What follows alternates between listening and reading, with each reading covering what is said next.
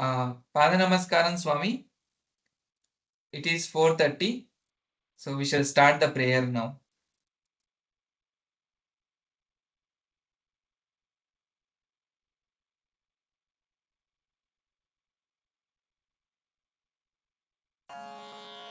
श्री दत्त गणपतिं भजे, श्री दत्त गणपतिं भजे, श्री दत्त गणपतिं भजे, श्री दत्त गणपतिं भजे, श्री दत्त गणपतिं भजे।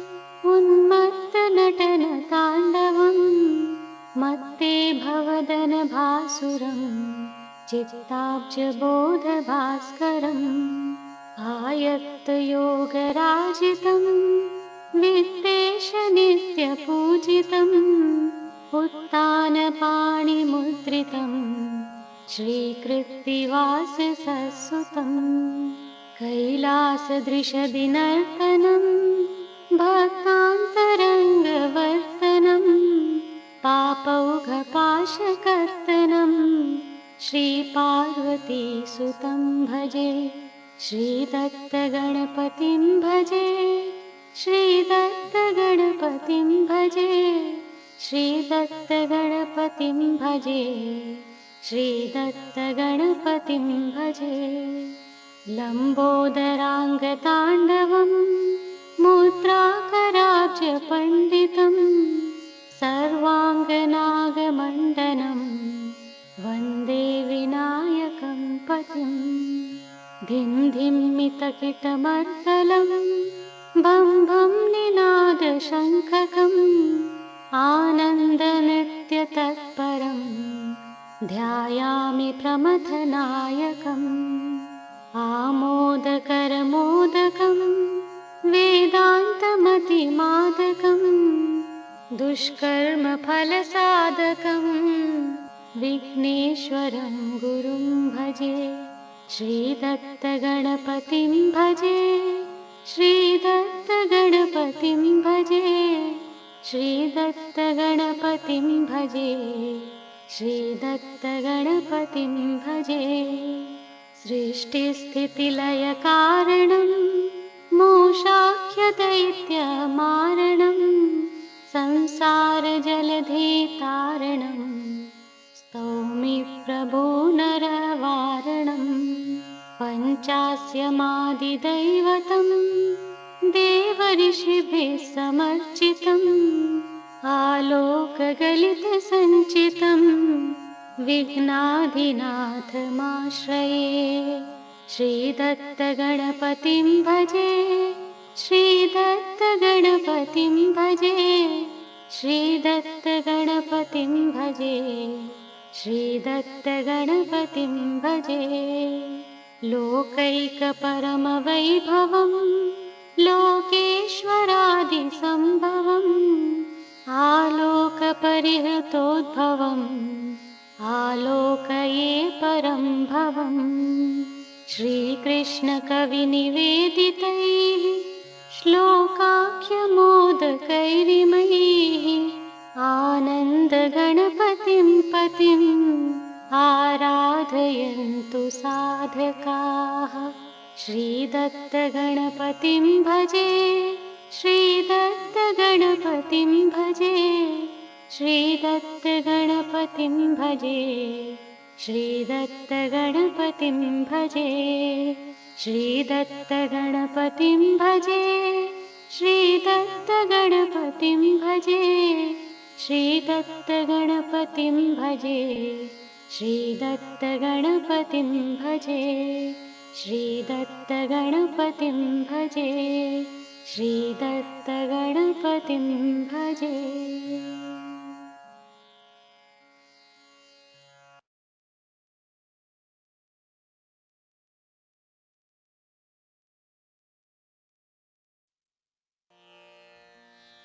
ॐ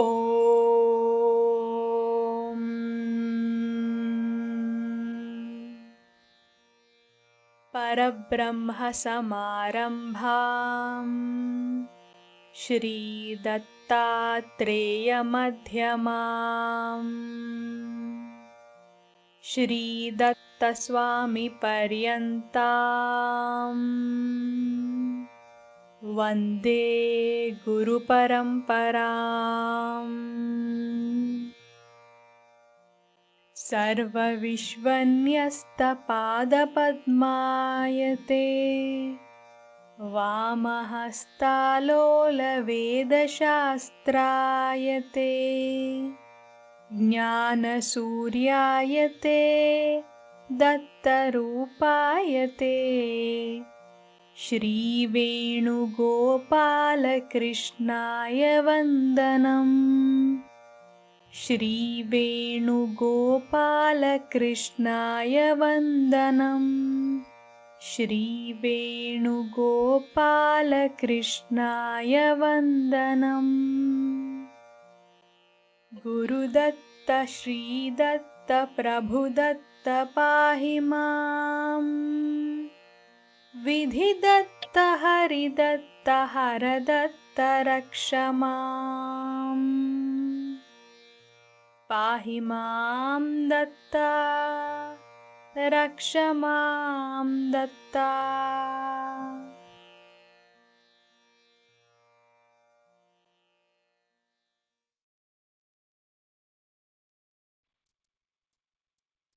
Pada Namaskaram Swamiji. Namaste. With salutations at the lotus feet of Shri Datta Swami, let us begin the satsang today. Today we will take up the 9th chapter of Shri Radha Krishna Gita.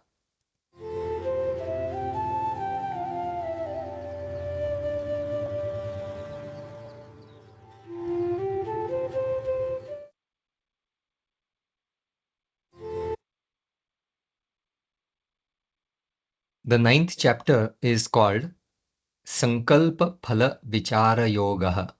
It is the association of the inquiry about intention and fruit. I offer this dedication at the lotus feet of Swamiji.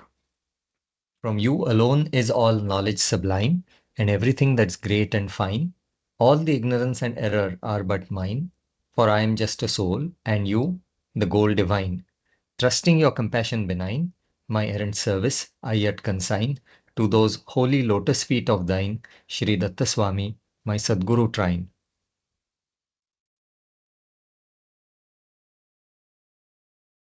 The chapter begins with Shri Radha Devi saying the following. Shri Radha Devi Uvacha Jivam Krishnam Manyate Sa Krishnam Jivam Tatha Janah Rajju Sarpa Brahmo Drushtah Dvidhadvavapi Nashyatah. Now the meaning given by Swami. Shri Radha Devi spoke. During this rasa dance, each gopika is thinking that each illusory Krishna, who is only an ordinary human soul, created by God Krishna having his own form, is God. So each gopika thinks that the illusory Krishna she is dancing with is God. Although that illusory Krishna is just a human being created by God through his divine power. At the same time, an ordinary ignorant soul in the world thinks that the real incarnation Krishna is just an ordinary human soul. In this way, illusion exists in both places. The ordinary person thinks that Krishna is just a human being. He is at that point, they used to think that he is the son of Nanda and Yashoda. Later on, people came to know that he is the son of Vasudeva and Devaki. But that is all the majority of people in the world in those days, during the time of the Mahabharatam, people used to think that Krishna is just an ordinary human being. He comes from a royal family and he is the ruler of Dwaraka. Not everybody knew that he is an incarnation of God. The average ordinary person did not know. So you see, there is illusion on both sides. In the case of the Gopikas, they are thinking that the ordinary human beings are God, and the ordinary people in the world, they think that Krishna is an ordinary person. So at one place, the rope is mistaken for a snake, and at another place, a snake is mistaken for a rope. In both places, the truth is not realized. An illusion predominates due to ignorance. Hence, in both places, the devotees are destroyed by their ignorance, and they cannot grow in the true spiritual path. While walking on the road in dim light, if you see a rope and you think that it is a snake and you get scared, that is one type of illusion. But what is worse is that if there is a snake on the road and you think it is a rope and you bend down to pick up the rope and it actually is a snake, that would be an even more dangerous illusion. So these two categories of illusions, they are comparable to these two illusions. The rope, you can compare that to God. The rope is God and the snake is the human being. So one group thinks that the ordinary person is God.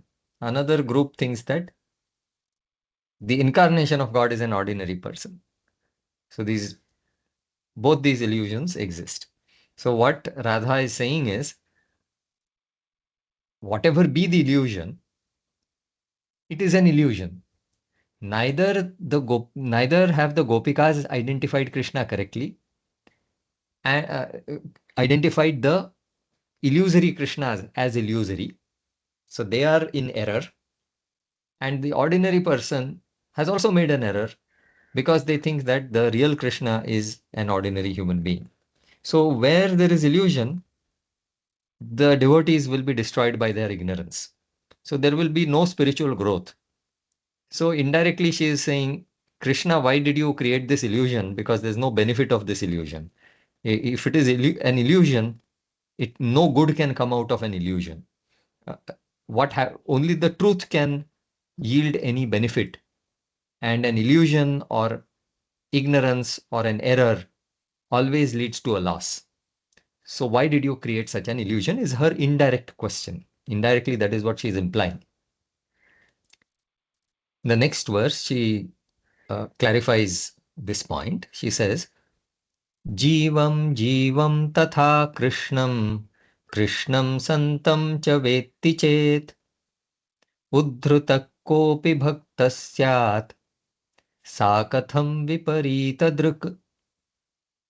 Any devotee can be uplifted provided the devotee realizes the truth without getting trapped by illusion. Such a devotee must correctly identify an ordinary human soul as an ordinary human soul and God Krishna as God Krishna. Only then will the devotee develop spiritually based on true knowledge, avoiding ignorance completely. So she is saying that if the devotee has to progress, if any benefit is to be obtained by the devotee, then there should not be any error. There should not be any illusion. There should be no ignorance. There should be clear, true knowledge. And what is the knowledge? When the devotee sees an illusory form of Krishna, that person should know that this is not the real form of Krishna. This is a duplicate version. This form that I'm seeing is only an ordinary human being. And the real Krishna is that one who is standing next to Radha. And the general public also should know that this person who is standing next to Radha, he is not some ordinary village boy. He is God himself. So if anyone has to progress, illusions must be broken. There is no place for ignorance and illusion.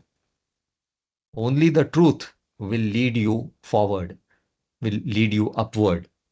That is the claim of Radha.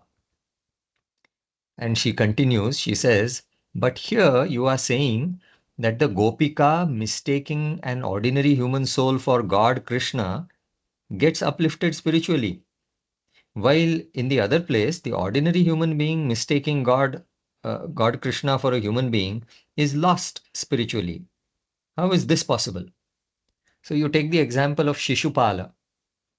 He was not an ordinary human being. He was also um, an incarnation of a servant of God from the upper world.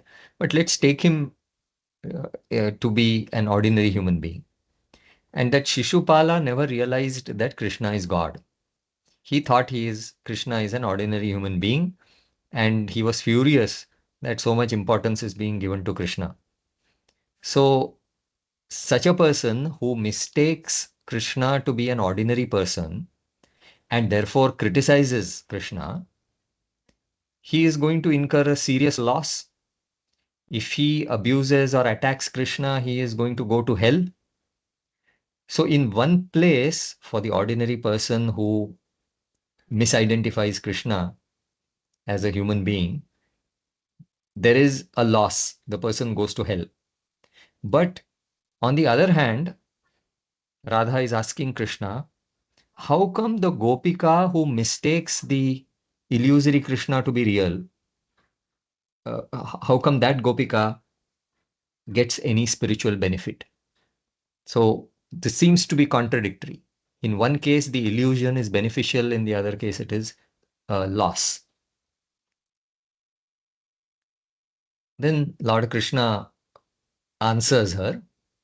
Shri Krishna Bhagavan Uvacha Yadi te sanmatam radhe chandragatyarthavadatah matur nashta shishur bhuyat sata sarvatra nodhritihi. The meaning by Swami.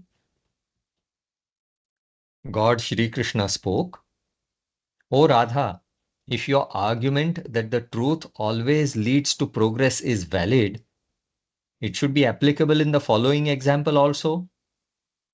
A mother feeds her child by telling a lie that if the child eats the served food completely, the moon will come down to earth from the sky. If the truth always leads to progress and a lie always causes loss, the mother's lie should hurt the growth of the child. But believing this lie, the child grows and benefits. Such a lie is called an arthavada or a white lie. It is told for some good constructive purpose and not for a destructive purpose. As seen from this example, you cannot generalize saying that the truth will always bring progress and a lie will always bring destruction. So the observation or let's say the seeming contradiction that the Gopika with the illusion is going to benefit and the ordinary person due to the misidentification is going to incur a loss. This contradiction can be resolved by understanding that the truth is not necessarily beneficial in all cases, and sometimes a white lie, a lie that is meant for a benefit, the lie that is meant for the progress of someone, such a lie can actually be better than telling the truth.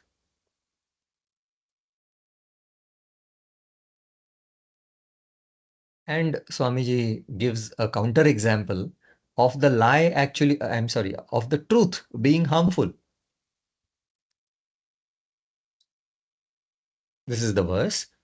Satyavratasya satyena sannyasi chora samhritaha sovishannarakam satyam sarvada nonnati pradam. A sage called Satyavrata always spoke the truth. Due to his truthfulness, one saint got killed by robbers. Due to this, sage Satyavrata went down to hell and not upward to heaven. Therefore, the truth need not always lead the soul to upward progress. The story is as follows. Once a saint carrying some pious money he had earned was being chased by robbers. He ran and hid himself in the bushes. The robbers came there and asked a sage called Satyavrata sitting there if he knew where the saint was. Satyavrata always spoke the truth, and hence he pointed to the bushes. The robbers went there, killed the saint, and took away his money. Then at the end of Satyavrata's life, Satyavrata was sent to hell. Hell is ruled by Lord Yamadharmaraja. So Satyavrata asked Lord Yamadharmaraja why he, despite being a truthful sage, was sent to hell. Lord Yama told Satyavrata that he was sent to hell because he spoke a truth due to which the good and innocent saint got killed. Speaking the truth or lies is a lower level of justice, whereas doing good to devotees is a higher level of justice. It is true that in the Veda it is said, Satyam Vada, Dharmanchara. It is told that one should speak the truth. But dharma is even more important. Maintaining a higher level of dharma is more important than simply speaking the truth. Speaking the truth is part of dharma, accepted. But sometimes dharma is quite complicated. So sometimes a very simplistic approach to dharma might not be the best solution. At times, such as the one given in the example, when someone's life is threatened or when someone's progress is threatened, one may have to compromise the lower level, the simpler level of justice in order to meet the higher level of justice. In order to achieve the higher level of justice, you may have to compromise the lower level of justice. And that is very much very much legitimate. And in fact, at many levels, we in our daily lives also do the same. Except we don't quite realize when we sometimes cross lines, when certain things are appropriate and when they are not appropriate. But here, this story is quite black and white in the sense that saving the life of that sage, that saint who was hiding, unquestionably that is important compared to something like speaking the truth. You are speaking the truth to whom? You're speaking the truth to robbers, to murderers. Are they deserving of listening to the truth? Whereas this saint, he has earned the money through hard work. He is going to use that for some sacred purpose because he is a saint. He's not even a householder. He is going to use that money for some pious activity. And these robbers are going to steal. So at this time, you do not owe. Why do you think that you owe the truth to those robbers? Protecting the life of the sage is more important. Similarly, if a certain lie is going to benefit a devotee, a spiritual seeker, whereas the truth is going to harm that person, you are not required to tell the truth to that person. Just because it is written in the Veda, Satyam Vada, it doesn't mean that you should speak the truth even when it is harmful to that person. So, in complicated situations when there is a doubt, it is necessary to consult the Sadguru and find out whether in that particular situation a truth is appropriate or a white lie is permissible. In the case of the mother feeding her child, again, there is no loss. Even if the child is told that the moon will come, you can extend it and say the sun and the moon and stars, everyone will come down and play with you. You please finish your food. So there's no loss really, no big loss. And the benefit is that the child will eat the food. It will grow well. Once the child grows physically as well as mentally and intellectually, the child will understand that what the mother did was a good thing. The child is not going to find fault with the mother. And in fact, who is the child to find fault with the mother? If God finds a fault with the mother, that is acceptable. The child is not the judge. God is the judge. So we have to understand that a blind insistence on speaking the truth anywhere and everywhere without consideration to the progress of the individuals concerned is not the right policy. A better policy is one should be considerate of the progress of the individuals who are concerned, the people who are concerned. Their progress, spiritual progress, not material progress, their spiritual progress should be prioritized. That is a higher priority. Speaking the truth or speaking a lie, that is a relatively flexible. It's a lower level of justice.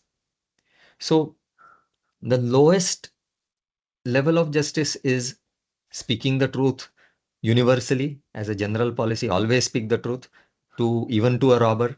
That is a low understanding. That shows a low understanding of justice. A better understanding of justice is speak the truth or speak a lie, whichever provides benefit to others, to good people, whichever benefits good people. That is a higher level of justice. And the highest level of justice is speak whatever is told by the human incarnation of God. Speak whatever is told by the Sadguru. Don't bother whether it is the truth, whether it is a lie, whether it is half truth, half lie. You don't have to analyze. If he has said, just follow it. That's the highest level of justice. Because that is actually not just worldly justice, that is even divine justice. Because justice follows God. God does not follow justice. The example that we see in the Mahabharata is Dharmaraja is told to speak a lie to his teacher, that is Guru Drona. Dharmaraja, Lord Krishna says, Dharmaraja, Guru Drona, your teacher, will come to you and he will ask whether his son Ashwathama has been killed or not. Because Guru Drona only trusts you. He knows that you are very truthful. So surely he is going to come to you. He is not going to ask Bhima, Arjuna, anybody. He trusts only your truthfulness. So he is surely going to come to you. When he comes and asks, is my son dead? You simply tell him a lie. Say that yes, your son is dead. Ashwathama is dead. But Dharmaraja could not judge the situation correctly. He thought that telling a lie was a sin. But what he missed, the point that he missed is, who is instructing him to tell a lie? Krishna, God in human form, is instructing him to tell a lie. That God who has written the scripture, that God who is the source of dharma, that God who has written that statement in the Veda, Satyam Vada, that God is telling him to tell a lie. And therefore, that statement in the Veda, Satyam Vada simply means speak the truth. That is told in the Veda. So that statement is far, far less important than the source of dharma, the source of Veda. That is Lord Krishna. So he should be followed, not that word in the Veda. This part Dharmaraja missed. So he hesitated. He told a half truth. So he told, you can call it a half lie or a half truth, whatever you want to call it. But that was his sin. He should have obeyed Lord Krishna perfectly. if he would have obeyed Lord Krishna perfectly, he was actually, in terms of all other qualities, he was the greatest among the Pandavas. Among all his brothers, he had incurred the least amount of sin in his entire life. But this is where he made a mistake. So, about telling the truth and telling some white lies, this is a very skillful kind of play that is done by God. From this, we should not understand that a white lie should be told in any situation, in your family life, in your professional life, in your day-to-day life, that you can speak lies left, right, and center. That is not the point over here. Telling a lie which leads to the progress and the benefit of other people, or even better, telling a lie following the instructions of God, this is a good lie. Such a good lie should be told. So Radha's argument that a white lie or an illusion is a lie or an illusion, since it is a deviation from the truth, will generally and universally be harmful. That is false. Because in this case, we see that the truth was harmful. And it was not mildly harmful. It led to the death, it led to the murder of a saintly person. So the truth can also be seriously harmful. We have to be very careful. Now the question of whether it is a sin on the part of the Gopikas to treat an ordinary human being to be God is going to be discussed. The illusory Krishnas, they are ordinary human beings. The Gopikas are thinking that this ordinary human being is God in human form. So they are elevating the status of an ordinary human being to the level of God. Is that not a sin? So here, this question is being answered by Lord Krishna. Vyasokta Brahma Sutreshu Brahma Drishtiriti Shrutam Na Papayadhamastotram Mahannindatu Papada. Swami says, Sage Vyasa wrote the holy Brahma Sutras. In those sutras, there is one sutram. That sutram is 4.1.5. It says Brahma Drishtirutkarshat. And this sutra states that you can glorify a lower item. You can elevate a lower item, but you should not insult a higher item. It is not sin if you call the servant a king, but it is very sinful to call the king a servant. Hence, ordinary human beings treating God Krishna as an ordinary human being are committing a sin. But the Gopikas treating an ordinary human being as God Krishna are not incurring any sin. The Gopikas are treating the ordinary human beings, which have been created by God Krishna, who are having his own forms, those illusory Krishnas. They are treating those ordinary human beings to be Krishna. But that is not a sin, because the person of a lower status is being elevated to a higher status. The ordinary human beings are being elevated to the level of God. That is not a sin. But a person of a higher status should not be pulled down to a lower status. That is a sin. If there is a servant of let's say the servant of the king comes to visit you, and you very respectfully receive him, you speak very politely to him, you address him as Your Majesty, Your Highness, please have a seat. What can I give you? Please have some food. Please have some water. So if you honor the servant as if he were a king, there is no harm in that. But if the king comes to your house and instead of honoring the king, you treat him like a servant.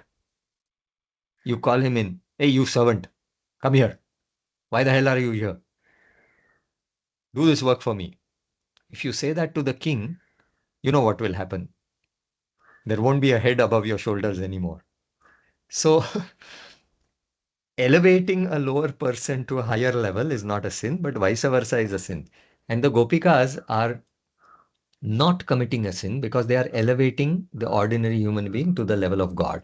The general public who misidentifies Krishna to be a human being, they are committing a sin. Krishna, who is God, is misunderstood by them to be just a human being. That is a sin.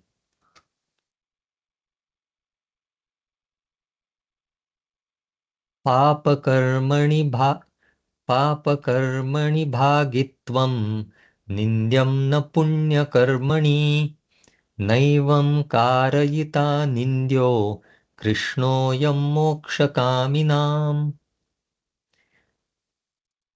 Swami explains, if you blame me saying that since I made all this arrangement, I become a partner in the sin, it is not correct. The reason is that these sages born as the Gopikas are craving spiritual salvation. Helping them in this highest meritorious effort is the highest merit. There is not even a trace of sin in this arrangement. Here, Lord Krishna is responding to a potential blame. The potential blame is, oh Krishna, you are the one who organized this whole drama of creating your illusory forms, and then the Gopikas are thinking that those illusory forms are you, and then they are romancing with those illusory forms and all that. So since you are the one who has orchestrated this whole drama, you have a share in the sin. So Krishna is saying, where is the sin? I would become a partner in the sin if there is a sin. But where is the sin? What am I doing? I am only helping these sages attain their goal. So Lord Krishna reminds Radha that these Gopikas are sages of previous births. And for innumerable births, they have been yearning for just one thing, salvation. They want to be totally attached to God, and they want to be, as a result, automatically, they want to detach from the world. That was their yearning for the past millions of births. Over these millions of births, they did so much of penance, but they have not, so far, they had not managed to attain salvation. In this last birth, as the Gopikas, as the female Gopikas, they are going to achieve that salvation. And Lord Krishna is facilitating that achievement of the final salvation.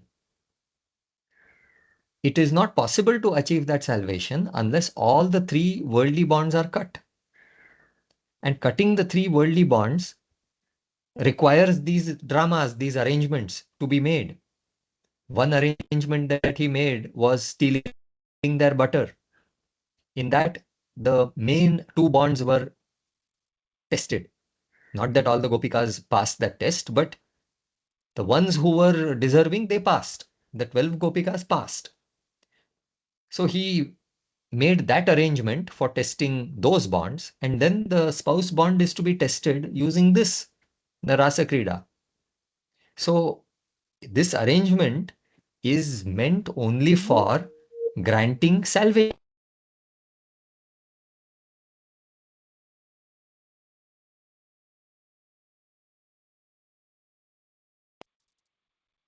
Yeah, there was an interruption in my internet. I think it's back. So this whole arrangement was made only for granting salvation to these sages who were yearning for it for the past millions of births. So in helping them attain the highest possible human goal, which is moksha, where is the sin? So there is not even a trace of sin in this arrangement. And moreover, even in that, within that arrangement, no sin is done, because Lord Krishna has not interacted directly with the Gopikas. It is only those illusory forms, and there too really no sexual activity has happened. And so there is no sin even remotely in this whole arrangement. He says further, Sankalpa phala hetu syat na karma phaladam jadam आश्लेष चुंबनम मातुः punyam papam pare balat. It is always the intention behind the action that yields the fruit. The action by itself is inert, and it cannot give any fruit to the soul. The deed by itself is inert. With what intention you did the deed, that decides whether you will get a positive, a good fruit or a bad fruit in return for that action. Whether God is going to reward that action or he is going to punish that action is decided by the intention behind the action. So we have two examples over here. Swami says, if the mother embraces and kisses her son, it is a meritorious deed. If the same action of embracing and kissing is forcibly done by a rowdy man to a lady, it becomes a horrible sin and is severely punished in hell. So the intention of the mother towards her son is a good intention. She wants to comfort her child. She wants to make the child feel loved so that the child is able to grow emotionally into a mature human being. Without the love from the mother, the child will not prosper. The child will not be able to be emotionally stable and become a mature, emotionally mature person. So the mother, when she loves the child, she is doing a good thing. It is something that is absolutely necessary for the all-round development of the child. So in her embracing and kissing the child, the intention is the pure love of the mother, her interest in the overall growth and development of the child. So her intention is a good intention. The result of that is a good fruit. She has been a good mother. She has raised her child well, and therefore God will bless her. On the other hand, a rowdy person with a lustful, with a bad intention towards a woman, if he embraces and kisses her, God is not going to spare this person. He will be punished severely in hell. So the same action, but in a different context, due to the different intentions, yields different fruits. This is the point that is to be understood.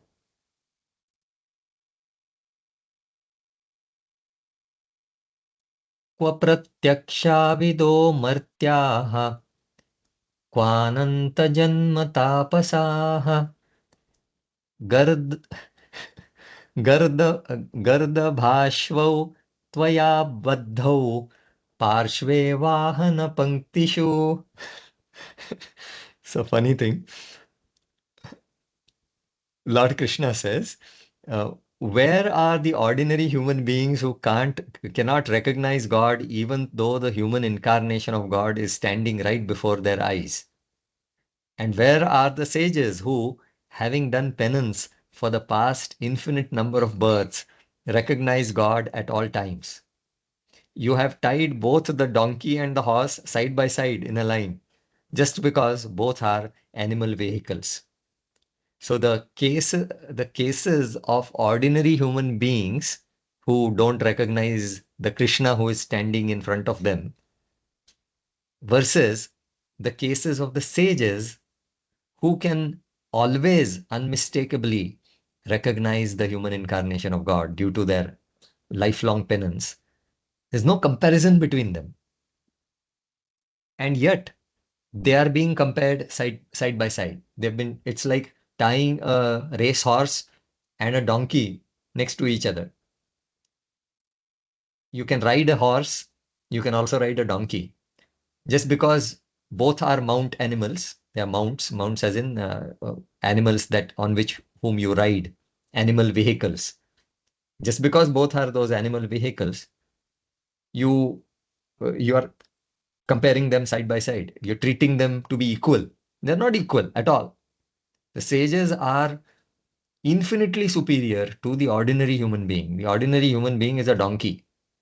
Krishna is standing before them in human form, and he is declaring that I am God, and yet they are not able to find God. They're still searching. And the sages, even though Krishna is hiding his divinity from them, still they always recognize him. Not only in one birth, even in the previous birth as Rama, they recognized him. And in those innumerable births in the past, innumerable human incarnations have also come before them, because they were committed and focused on divine knowledge. And the highest level of divine knowledge can only be revealed by God. So God comes in human form. He preaches to the devotees. In the previous yugas, God came as various incarnations and preached to these sages. Primarily, if you see, Lord Dattatreya, the son of Atri and Anasuya, he was the human incarnation of Lord Datta. Lord Datta, the energetic incarnation, incarnated on earth as the human child of sage Atri and mother Anasuya. He grew up to be sage Dattatreya, the incarnation of Lord Datta. And that sage Dattatreya, he associated with all the sages over a very long duration of time. He preached to all of them. He clarified all their doubts. These sages learned from incarnations like sage Dattatreya, sage Kapila, many other incarnations, and in the birth as or rather in the incarnation of Lord Rama, during the incarnation of Lord Rama, again they recognized him. So these sages, even when God hides his divinity, they will still recognize him. That is the level of these sages. They have, in almost every birth, they have been associated with God. If you take the example of sage Nara and sage Narayana have been associated for thousands of births. They did tapas together at Badri. So these sages, sage Narayana is an incarnation of Lord Narayana. So these sages have always been associated with incarnations of God, and they can recognize the incarnation of God no matter what. So they are a completely different category. And the ordinary human being, even if Krishna stands before him saying, I am God, please recognize me, still they will not. They will, in fact, they will attack him. While Lord Krishna was there in human form, they attacked him. So many kings of his time, they waged war against him. In the time of Lord Jesus, when he said, I am God, I and my Father are one, they crucified him. That is the level of ordinary human beings. There's no comparison between these ordinary human beings who are dumb, ignorant, violent, and they don't care about God. They only care about themselves and their selfish interests. The sages are completely different. You cannot compare the two together. So if you remember, the two are being compared because she started off saying that both are an illusion. These sages are thinking that those created Krishnas are real, and the general public thinks that the real Krishna is just a human being. So both of them are in illusion. Why is it so that the sages get benefit due to the illusion and the ordinary human being gets punished? So the reason the sages get a benefit is because they are sages. They are a different category. Look at their level of deservingness. Look at their level of knowledge. Look at their level of devotion, their sacrifice. And look at the level of ordinary human beings. Where do they stand? They are like donkeys in front of a racehorse.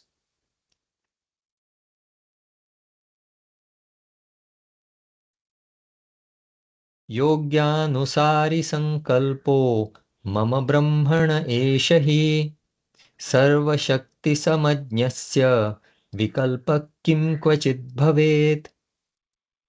Lord Krishna says, I am the ultimate God called Parabrahman, who is omnipotent and also omniscient. My intention is to help any soul. My intention to help any soul is completely based on the deservingness of the soul as determined by the soul's devotion.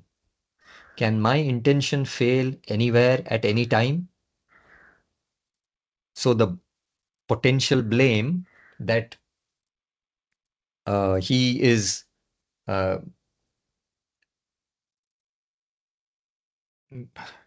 forgot that. I'll just go back. That he incurs a sin. Okay, that he incurs a sin for creating this illusion, for telling this lie, or the illusion is like a lie. So for creating this arrangement that he incurs a sin, that is not valid because his intention is only to uplift devotees. And he is uplifting those devotees on the basis of their deservingness. What is the criterion for deservingness? It is decided by their level of devotion. How did they get that high level of devotion? They got it because of their high level of knowledge. The sages had the highest knowledge, therefore that knowledge got converted into devotion. When they have the knowledge that God is the greatest, they start loving God. They become fans of God. So he is trying to help these sages attain salvation. That is his intention behind creating this whole arrangement of the Rasa Keli, as well as previously the stealing of butter and all that. So he is saying, can my intention fail anywhere at any time? Had Krishna been a human being, even if he had the right intention, because of his non-omniscience, he could have gone wrong. For example, there is a person who is sick. You want to help that person and you try to feed some water to that person. But let us say the person chokes. Sometimes in a situation of an accident, feeding water to the patient might be harmful. So you are not omniscient. The patient who is lying on the bed, you don't know whether that person is to be given water or not. Although you had the right intention, you ended up harming that person. In the case of God, even that situation is not there. He is omnipotent, he is omniscient, he knows everything and he controls everything. There's nothing that is out of the scope of his knowledge and his power. And in his infinite knowledge, in his infinite omniscience, he has seen that these sages are most deserving. What is the criterion for deservingness? It is their devotion, which is the result of their knowledge. So his action, that entire drama that he created cannot be wrong.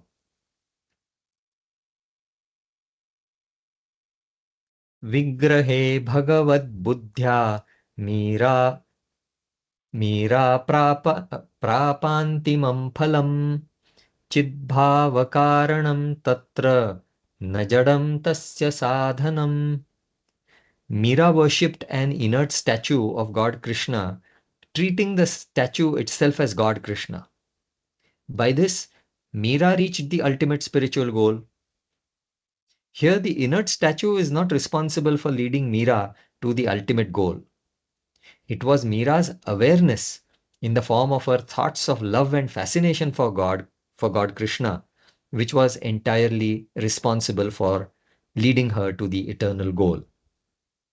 So the Gopikas are treating the illusory Krishnas to be God, and they will reach the ultimate goal, which is Goloka. Now Lord Krishna is saying, Mira, compared to Dwapar Yuga, she would come in the future, but from our point of view, it happened in the past. So Meera worshipped a statue, an inert statue. The Gopikas worshipped the illusory Krishnas. That is, they treated a human being to be God.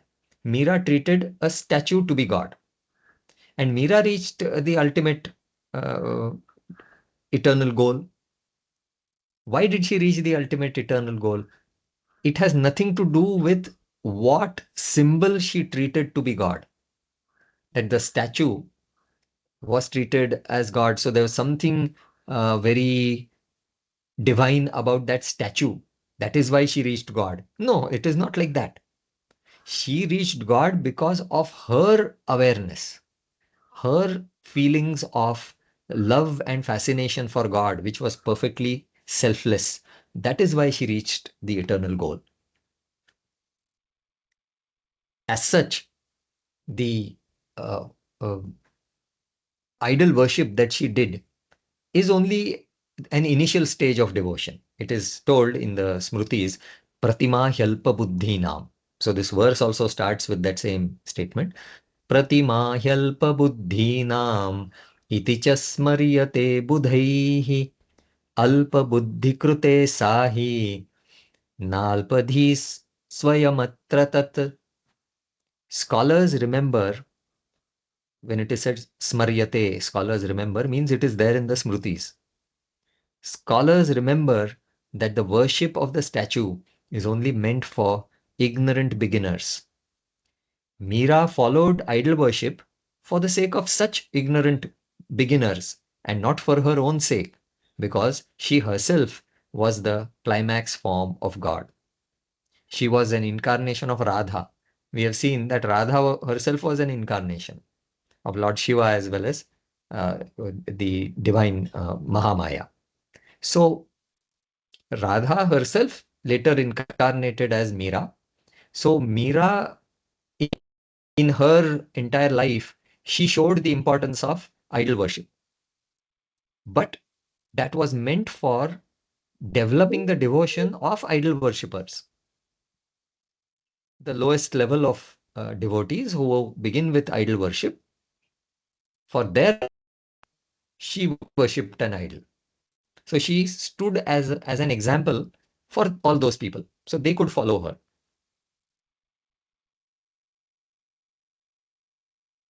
Pratikaradhanam नीचैः alabhyam तैजसार्चनम्.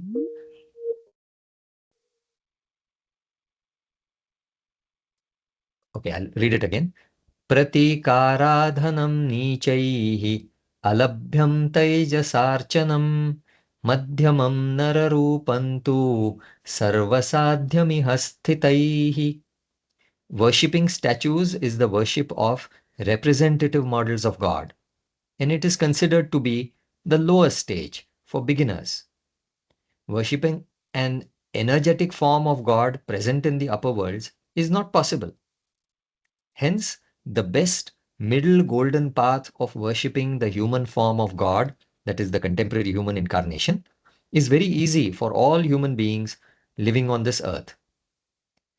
The statue is clearly not God. It is only a symbol that represents God, and that is meant for beginners. Then you may say that, okay, if the statue is not God, let me worship Lord Narayana. He truly exists in the upper world. Yes, he exists. Definitely, even now he exists. So let me worship Lord Narayana. No, there is a problem over there. You cannot see Narayana. You call out to him, he is not going to come. If you have to see him, if you have to see the energetic Lord Narayana, you have to do a lot of penance. You may see him only for a fraction of a second. Then he will vanish. So it is not practical to worship him. It is not possible to worship him on a regular basis, on a daily basis. It is possible to worship his statue, but the statue is not Narayana. So what is the choice left for you? The only choice is that you, being a human being, you worship the human incarnation of God. As Vivekananda worshipped Shri Ramakrishna Paramahamsa, we should also worship our contemporary human incarnation of God, Shri Datta Swami. We should not say, Vivekananda worshipped Ramakrishna Paramahamsa. Let me also worship Ramakrishna Paramahamsa. Sorry, he is not your contemporary. You worship your contemporary. If you are Hanuman, you worship Rama. If you are Arjuna, you worship Krishna. If you are Vivekananda, you worship Ramakrishna. If you are yourself, you worship Datta Swami. This should be very clear. The contemporary human incarnation is the ultimate God for human beings. Are we denying the energetic incarnations? Are we saying Lord Narayana does not exist, Lord Shiva does not exist? Absolutely not. They are there. Even now they are there. But in the upper world, they can see you. You cannot see them. And they say, we have already come in the form of the contemporary human incarnation. The contemporary human incarnation is the abode of all the 33 crores of deities.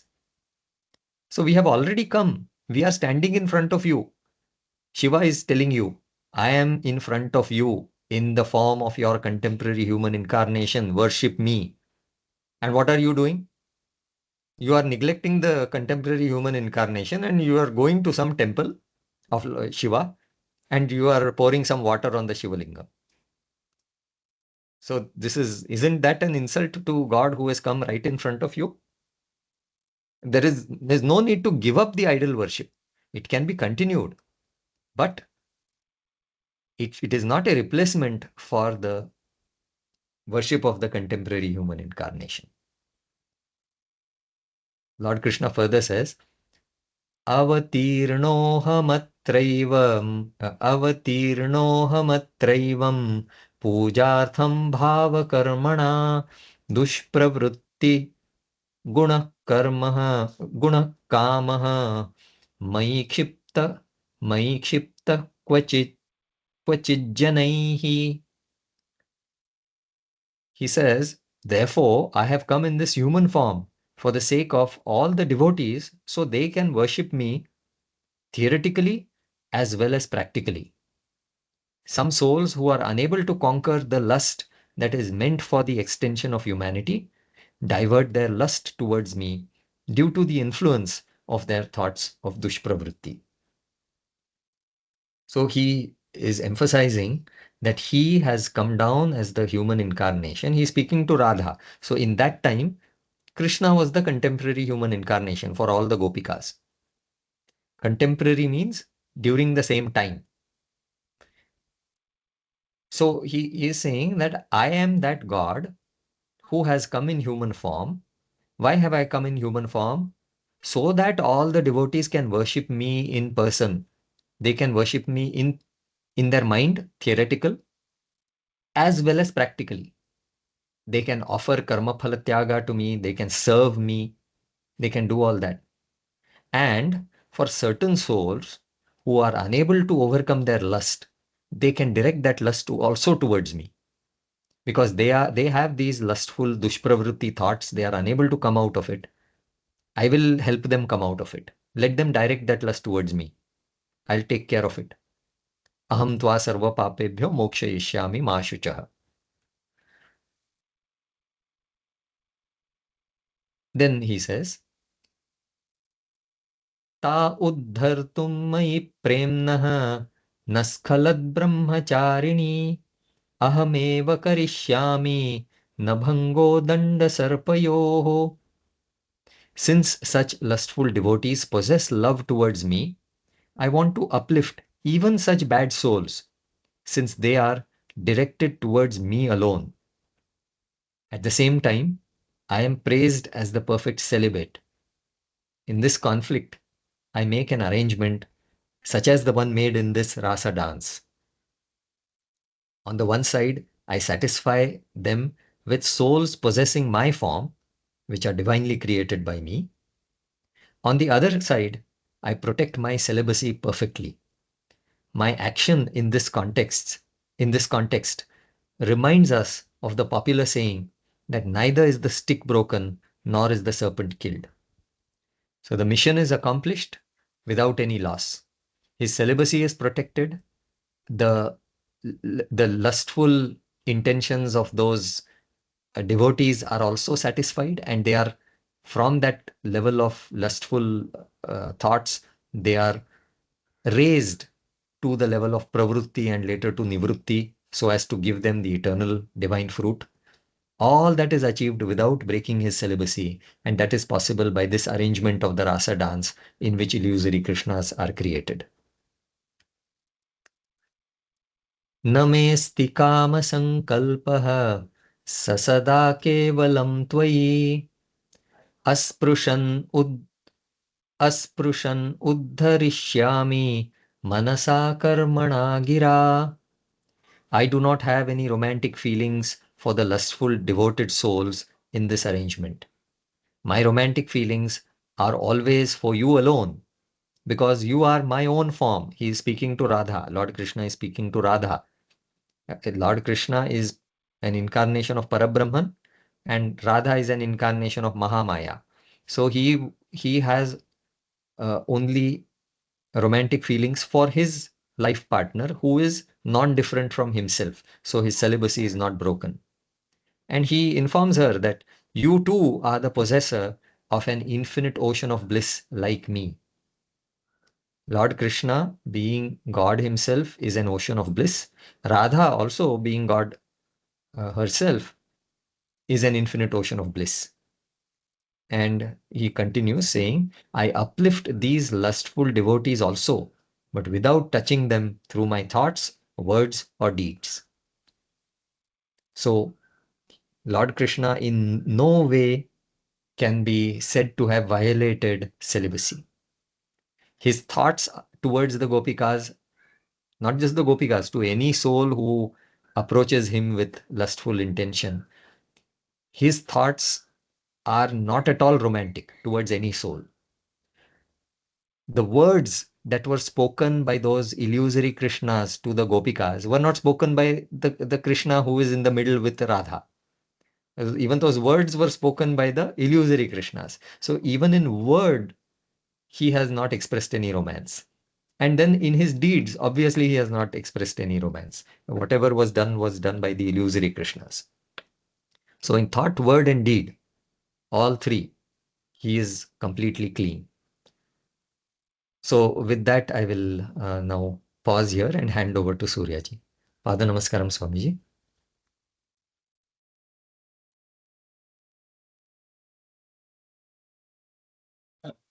Namaskaram, Swami.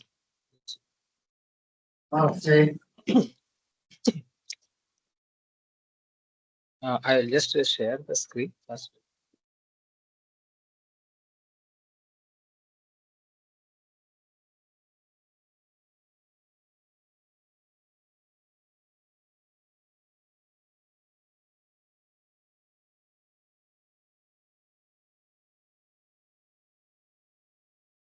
Just 1 minute.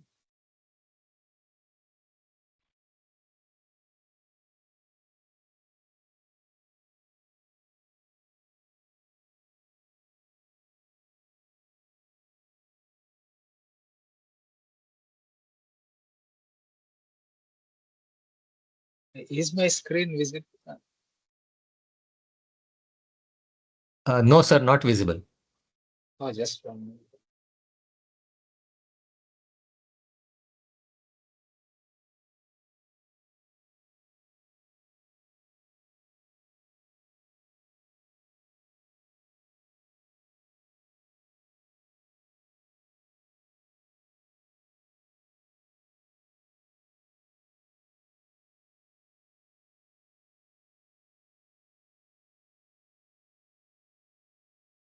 Just 1 minute.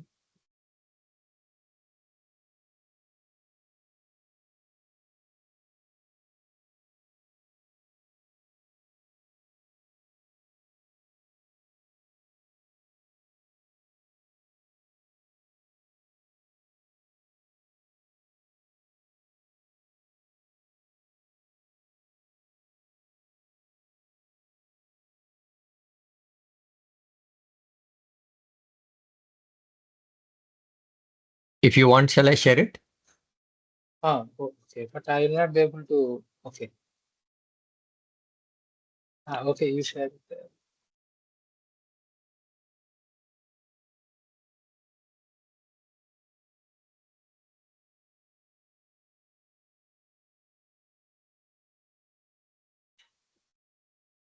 You can take control. Okay.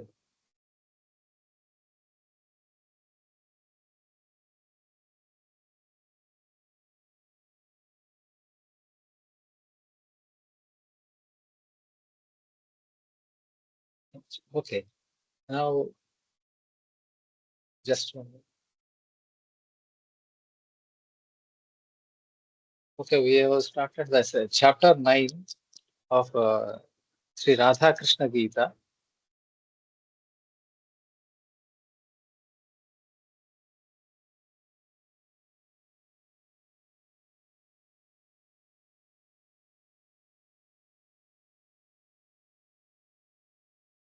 So, Shri Radha Krishna Gita is the divine song of Radha and Krishna, composed by Holiness Shri Datta Swami. And this chapter is Sankalpa Phala Vichara Yogaha, the association of the enquiry about intention and fruit.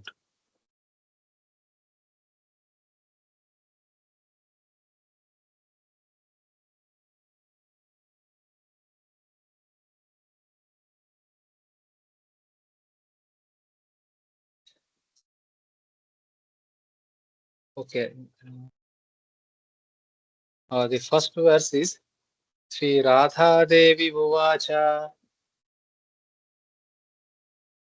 Jivam Krishnam Manyate Sa Krishnam Jivam Tatha Janaha Rajju Sarpa Brahmo Drushtaha Dvidha Dvavapi Nasyataha. Meaning by Swami, Sri Radha Devi spoke. During this Rasa dance, each Gopika is thinking that illusory Krishna, who is only an ordinary human soul that is created by God Krishna having his own form, is God, that is incarnation. At the same time, an ordinary ignorant soul in the world thinks that the real incarnation, Krishna, is just an ordinary human soul. In this way, illusion exists in both places.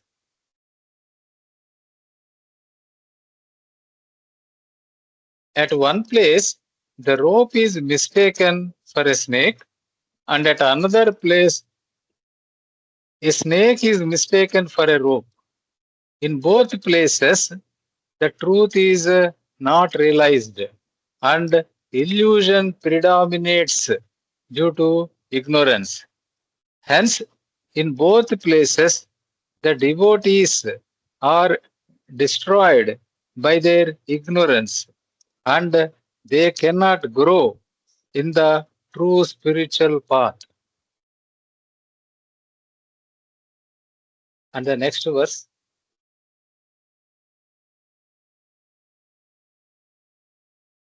Jivam Jivam Tatha Krishnam Krishnam Santam Cha Veti Chet Udrutah Kopi Bhaktasyat Sa Katham Viparita Druk.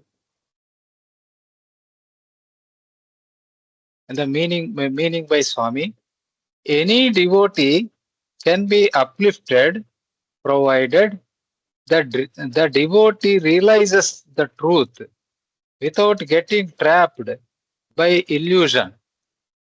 Such a devotee must correctly identify an ordinary human soul as an ordinary human soul and God Krishna as God Krishna. Only then will the devotee develop spiritually based on true knowledge, avoiding ignorance completely.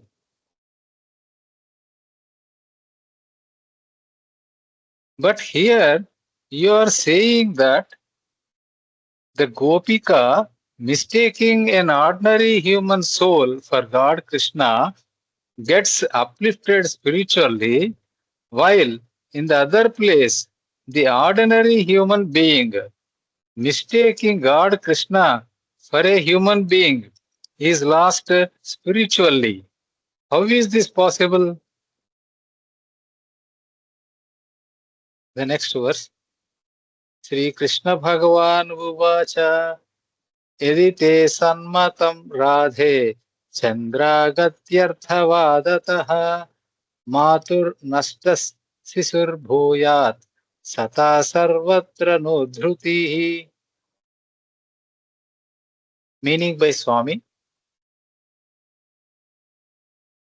God Sri Krishna spoke, O Radha, if your argument that the truth always leads to progress is valid, it should be applicable in the following example also.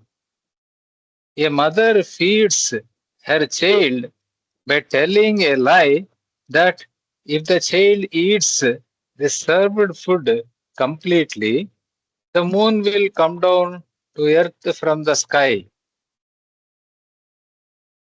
If the truth always leads to progress and a lie always causes loss, the mother's lie should hurt the growth of the child.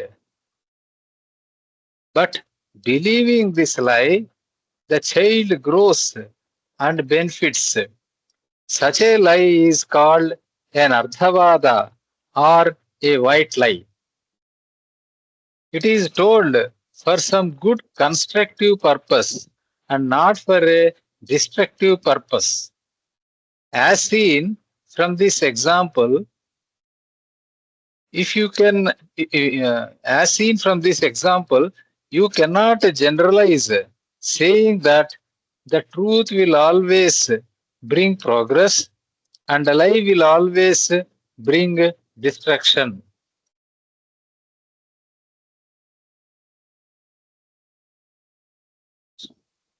The next verse.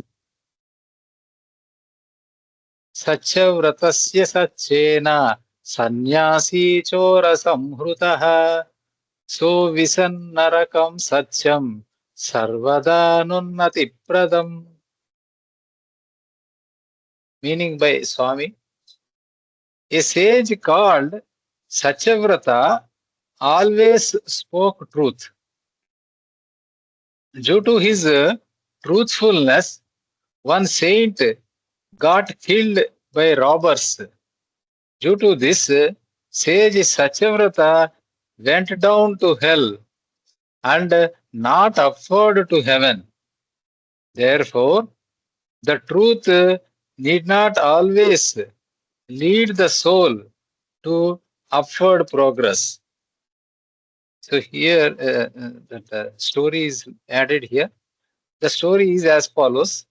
Once a saint carrying some pious money he had earned was being chased by robbers. He ran and hid himself in the bushes. The robbers came there and asked a sage called Satyavrata sitting there if he knew where the saint was. Satyavrata always spoke the truth, and hence he pointed to the bushes. The robbers went there, killed the saint, and took away his money. Then, at the end of Satyavrata's life, Satyavrata was sent to hell. He asked Lord Yamadharmaraja why he, despite being a truthful sage, was sent to hell. Lord Yama told Satyavrata that he was sent to hell because he spoke a truth due to which the good and innocent saint got killed. Speaking the truth or lies is a lower level of justice, whereas doing good to devotees is a higher level of justice. Next verse. Vyasokta Brahma Sutreshu Brahma Drushti Ritisrutam na papayadhamastotram mahannindatu papada. Meaning by Swami, Sage Vyasa wrote the holy Brahma Sutras. In those sutras, there is one sutram, Brahma Drishti Rutkarshat, that is Brahma Sutram 4.1.5, which states that you can glorify a lower item, but you should not insult a higher item. It is not sin if you call the servant a king, but it is very sinful to call the king a servant. Hence, ordinary human beings treating God Krishna as an ordinary human being are committing a sin. But the Gopikas treating an ordinary human being created by Krishna having his own form as God Krishna are not incurring any sin. Next verse. Papa karmani bhagitvam nindyam na punya karmani naivam karayita nindyo krishnoyam moksha kaminam. Meaning by Swami, if you blame me saying that since I made all this arrangement, I become a partner in the sin, it is not correct. The reason is that these sages, born as the Gopikas, are craving spiritual salvation. Helping them in this highest meritorious effort is the highest merit. There is not even a trace of sin in this arrangement. Next verse. Sankalpaha falahetu syat na karma phaladam jadam aslesha chumbanam matuhu punyam papam pare balat. Meaning by Swami, it is always the intention behind the action that yields the fruit. The action by itself is inert and cannot give any fruit to the soul. If the mother embraces and kisses her son, it is a meritorious deed. If the same action of embracing and kissing is forcibly done by a rowdy man to a lady, it becomes a horrible sin and is severely punished in hell. Next verse. Swapratsyaksha vido martyaha swananta janma tapasaha gardabhasvau tvaya baddhau parsve vahana panktishu. Meaning by Swami, where are the ordinary human beings who cannot recognize God, even though the human incarnation of God is standing right before their eyes? Where are the sages who, having done penance for the past infinite number of births, recognize God at all times? You have tied both the donkey and the horse side by side in a line just because they are both animal vehicles.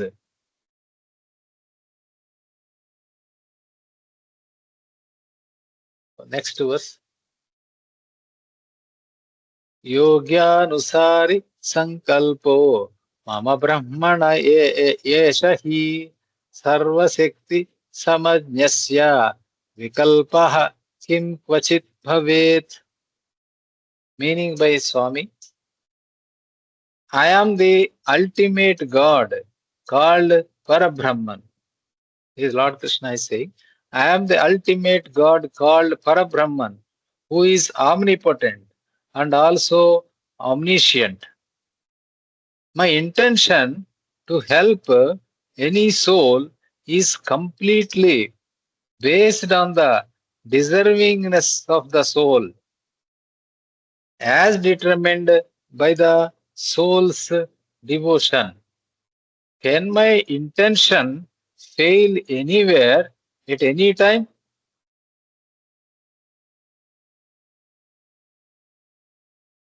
Oh, next verse.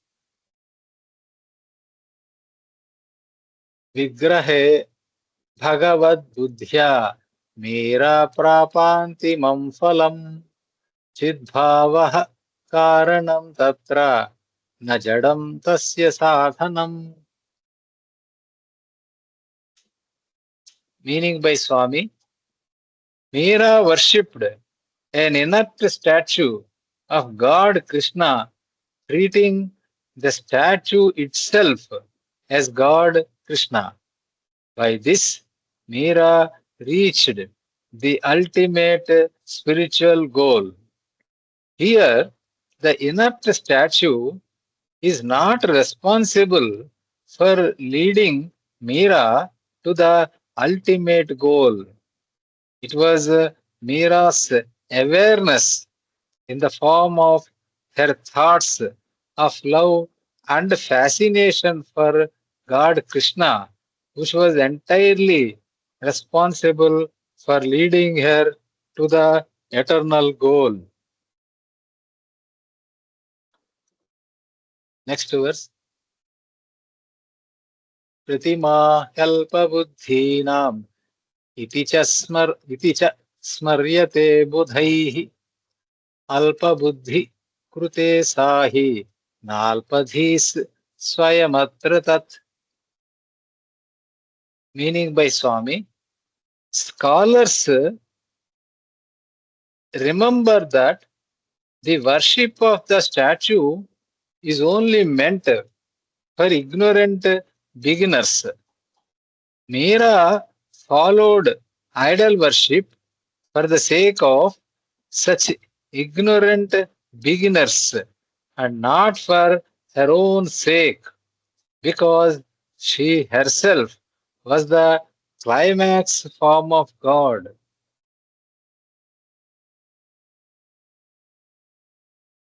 Next verse.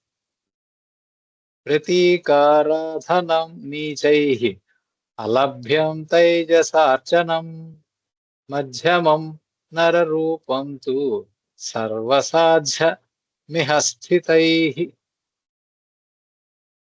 Meaning by Swami, worshipping statues is the worship of representative models of God, and it is considered to be the lower stage for beginners. Worshipping an energetic form of God present in the upper worlds is not possible. Hence, the best middle golden path of worshipping the human form of God, that is, contemporary human incarnation, is very easy for all human beings living on this earth.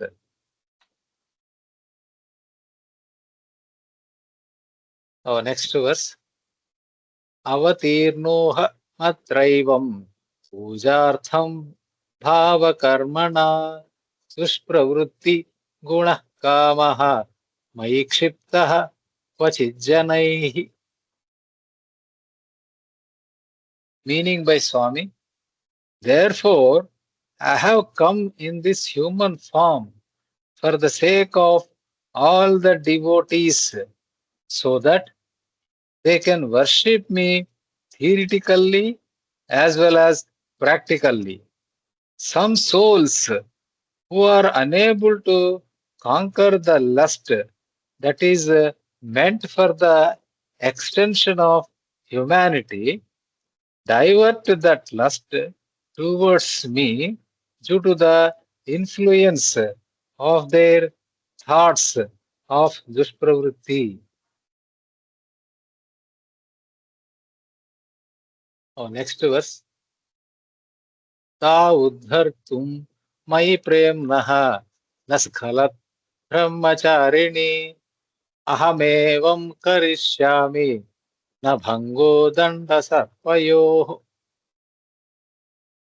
Meaning by Swami, since such lustful devotees possess love towards me, I want to uplift even such bad souls, since they are directed towards me alone. At the same time, I am praised as the perfect celibate. In this conflict, I make an arrangement such as the one made in this rasa dance. On the one side, I satisfy them with the souls possessing my form, which are divinely created by me. On the other side, I protect my celibacy perfectly. My action in this context reminds us of the popular saying that neither the stick is broken nor is the serpent killed. It's 6 o'clock, so I will stop here. Namaskaram, Swami.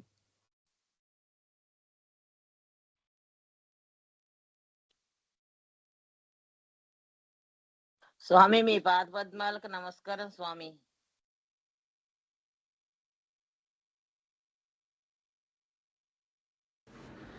దత్తాత్రేయమునీంద్రులము అనసూయాత్రి సుపుత్రులము. దత్తాత్రేయమునీంద్రులము అనసూయాత్రి సుపుత్రులము. నిర్వికారులము నిత్యులము నిరంజనులమై నిలచితిమి. మానవ మానములు రెండు సంతోషదములే మాకెప్పుడు. భక్త రక్షణమే మా వ్రతము. దత్తాత్రేయమునీంద్రులము అనసూయాత్రి సుపుత్రులము. నిరంతరము సంచారులము జ్ఞాన భిక్షలను పంచెదము.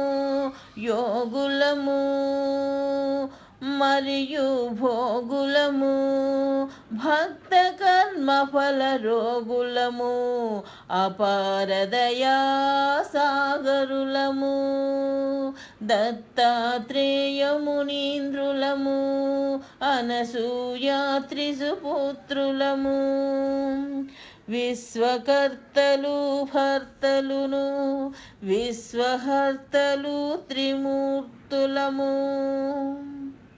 అద్వితీయ అవధూతలము ఆద్యంత మధ్యారహితులము. ఆనంద నవరూపులము గుర్తించలేరు మమ్మెవరు.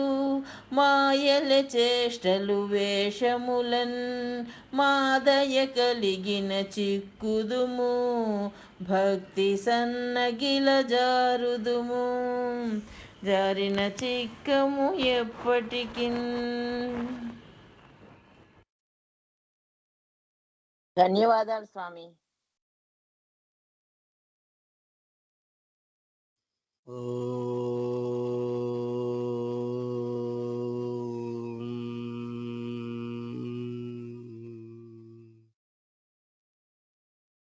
తత్సవితుస్తా దేవతాయాః వరేణ్య భర్గో ధీమహి ప్రచోదయేద్వై ధియో యో నః తం బ్రహ్మాణం జ్ఞానసూర్యం. భజ భజ దత్తం భజ భజ దత్తం భజ భజ దత్తం భజ భజ దత్తం. ప్రాణే ప్రసవాత్ యః ప్రసిద్ధః సవితేత్యస్య బ్రహ్మతేజః. शिष्यधियश्च प्रेरयेन्नः तं गायत्री मन्त्रसारम् भज भज दत्तं भज भज दत्तं भज भज दत्तं भज भज दत्तं गायत्रीयं छन्द एव सविता देवः स्मर्यते च शिष्यान्धकार मुकुलिताब्जा देविका सदं गुरुवरेण्यं भज भज दत्तं भज भज दत्तं भज भज दत्तं भज भज दत्तं कर्ता भर्ता ह्येषहर्ता सर्वस्यास्य श्रूयते हि त्रिमूर्तिरूपं ब्रह्मचैकं ब्रह्माकारं ब्रह्मवाचं भज भज दत्तं भज भज दत्तं भज भज दत्तं भज भज दत्तं त्रिपदं छन्दः त्रिस्वरोक्तं त्रिकालवन्द्यं त्रिगुणसूत्रं त्रिवाहिनीनां संगमं वा त्रिमूर्तितत्त्वं यं यनक्ति भज भज दत्तं भज भज दत्तं भज भज दत्तं भज भज दत्तं ओंकारश्च त्रिविधवर्णः त्रिस्रो व्याहृत योऽपि यं हि सम्बोधयन्ति सर्वमन्त्रो यमेव वक्ति त्रिगुणमेकं भज भज दत्तं भज भज दत्तं भज भज दत्तं भज भज दत्तं चत्वारोऽयं वेदशुनकाः गौरनुसरति च वेदधर्मः वीणाश्रवणं वाणीपतिं षोडशवर्षं ब्रह्मदेवं भज भज दत्तं भज भज दत्तं भज भज दत्तं भज भज दत्तं जगदारम्भं हंसवाहं तेजोवदनं मन्त्रमूलं गायत्रीशं सामगानं विद्यानिलयं वेदपाठं भज भज दत्तं भज भज दत्तं भज भज दत्तं भज भज दत्तं यज्ञाचरणं होमनिष्ठं कमण्डलुधरं दर्भपाणिम् अग्निज्वाला भासमानं प्रातः सन्ध्या बालभानुं भज भज दत्तं भज भज दत्तं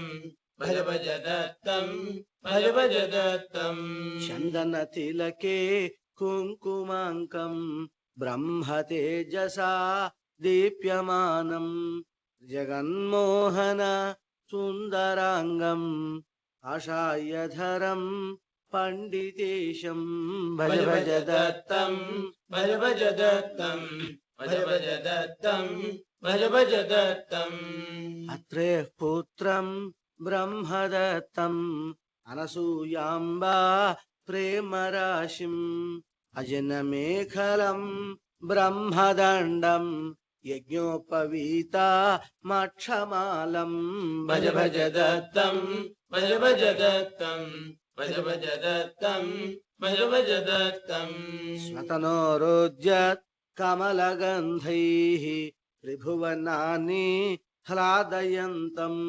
ब्रह्ममुहूर्ते साधकानां प्रचोदयेत्ता धियो यो नः भज भज दत्तं भज भज दत्तं भज भज दत्तं भज भज दत्तं सृष्टिक्रमवद पुरुषसूक्तं त्रिस्वरबद्धं पावनार्थं ऋषिभिः पठितं ब्रह्मकाले श्रुत्वा श्रुत्वा प्रीयमाणं भज भज दत्तं भज भज दत्तं भज भज दत्तं भज भज दत्तं त्रिमताचार्यैः पठ्यमानान् तत्तन्मतमय भाष्यवादान् श्रुत्वा सिद्धान्तार्थमन्त्यं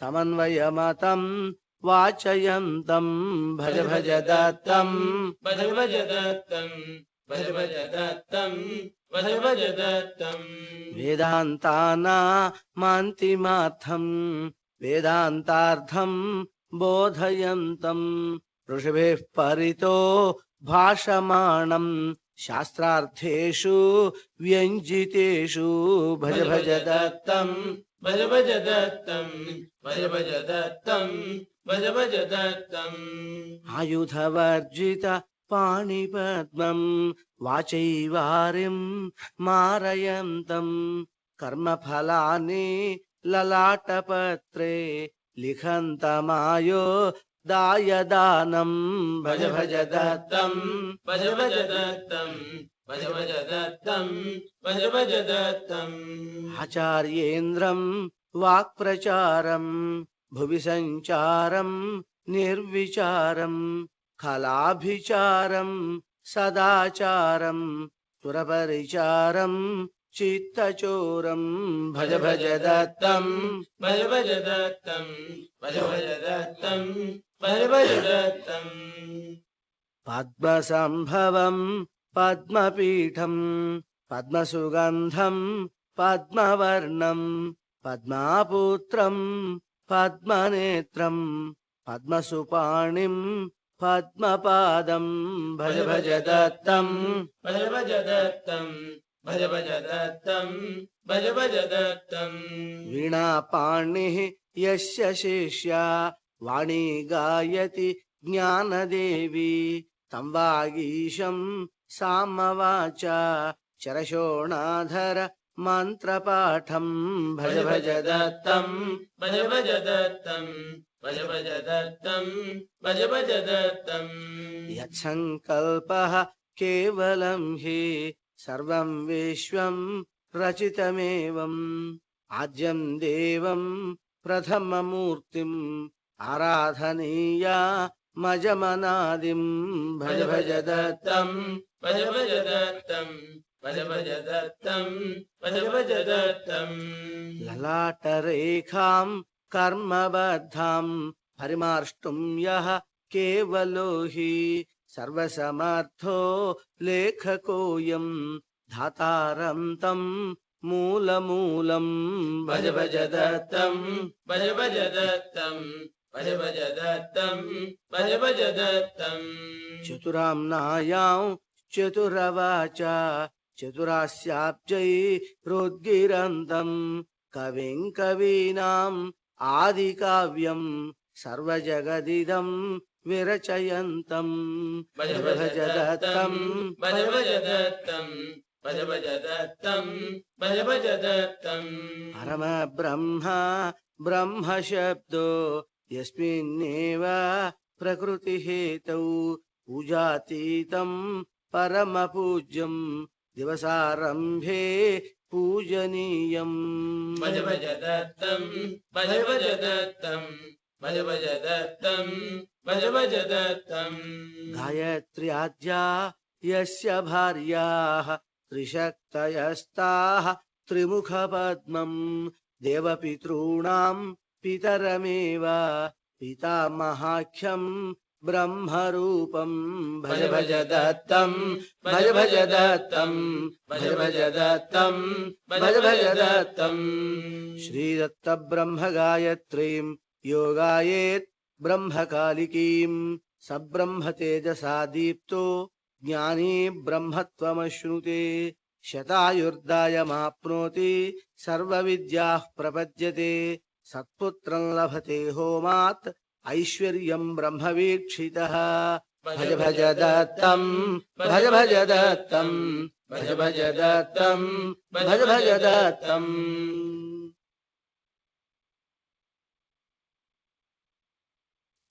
वेंकटेश्वर वेंकटेश्वर वेंकटेश्वर पाहि मां वेंकटेश्वर वेंकटेश्वर वेंकटेश्वर रक्ष माम् ऊर्ध्वपुण्ड्रविलक्षणाङ्कित फालदेशसमुज्ज्वलं सप्तशैलविभूषणं नव नीलमेघसमप्रभं वामपार्श्वविलम्बिमौक्तिक दामचारुकिरीटिनं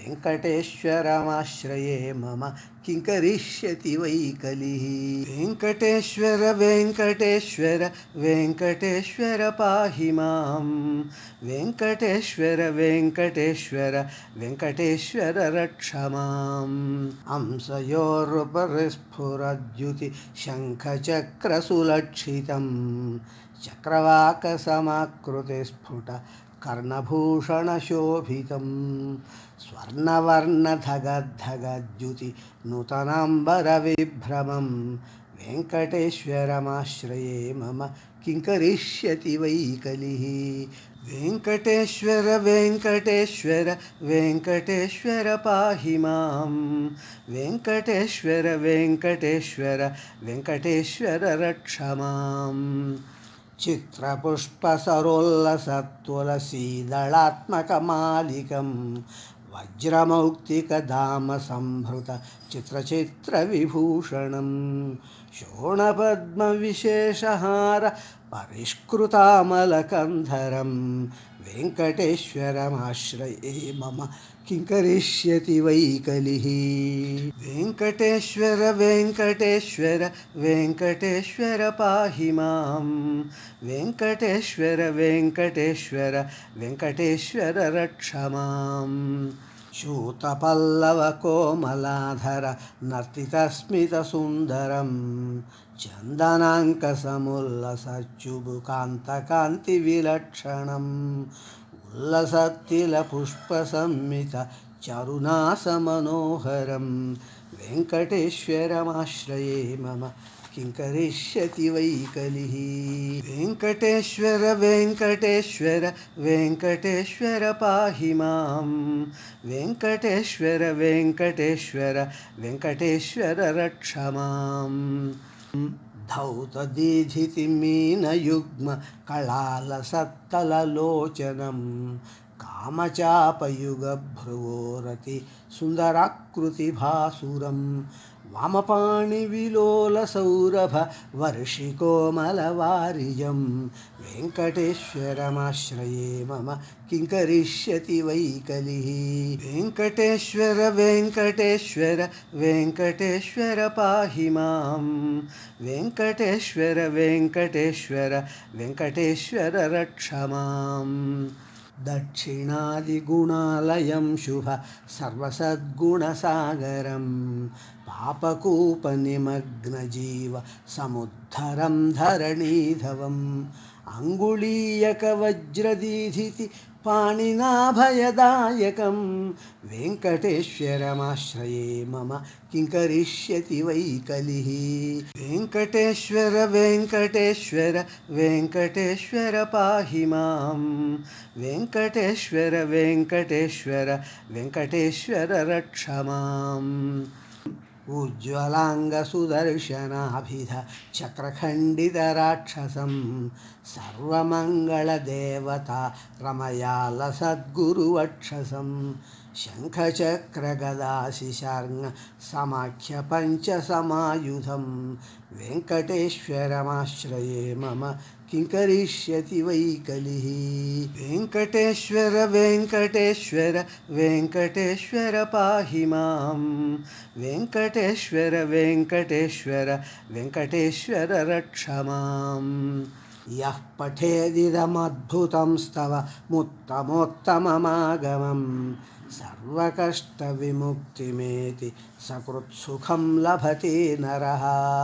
क्षीरसागरशायिनं परमाप्नुयात् परपूरुषं वेङ्कटेश्वरमाश्रये मम किं करिष्यति वै कलिः वेङ्कटेश्वर वेङ्कटेश्वर वेङ्कटेश्वर पाहि मां वेङ्कटेश्वर वेङ्कटेश्वर वेङ्कटेश्वर रक्ष माम्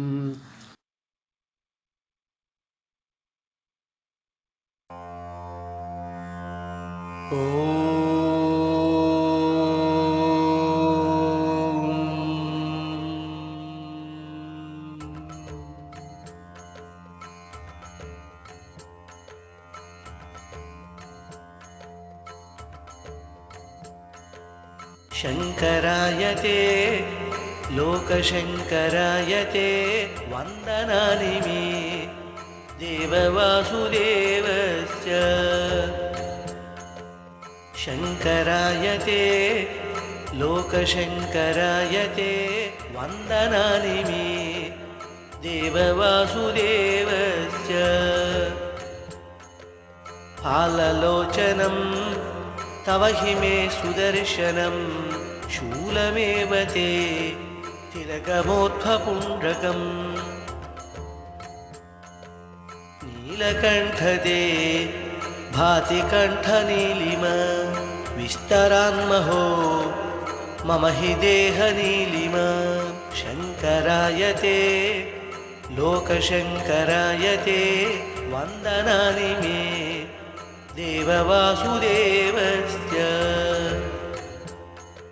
फालचक्षुषा दग्धपद्मसायकं सादराक्षिणा दृष्टपद्मसम्भवं प्रेमवीक्षणा लोलपद्मलोचनं त्वां त्रिलोचनं देवसंस्मराम्यहं शङ्कराय ते लोकशङ्कराय ते वन्दनानि मे देववासुदेवस्य नटनपण्डिता स्फुरति रम्यताण्डवं चित्रमण्डलं भ्रमणलोलकुण्डलं पुरगमण्डन स्खलितधर्मदण्डनं धनुजखण्डनं विजितभारतीभण्डनं शङ्कराय ते लोकशङ्कराय ते वन्दनानि मे देववासुदेवस्य शङ्कराय ते लोकशङ्कराय ते वन्दनानि मे देववासुदेवस्य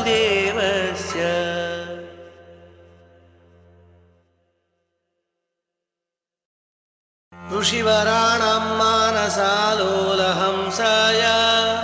मकुटान्तमायूरपिञ्छावतंसाय एकप्रहारेण विध्वस्तकंसाय श्रीवेणुगोपालकृष्णाय वन्दनम् व्यत्यस्तविन्यस्तपादारविन्दाय मधुरामृतासार मुरलीनिनादाय जाज्वल्यमानांशु पीताम्बराङ्गाय श्रीवेणुगोपालकृष्णाय वन्दनम् आमुक्तमुक्तावळीजालहाराय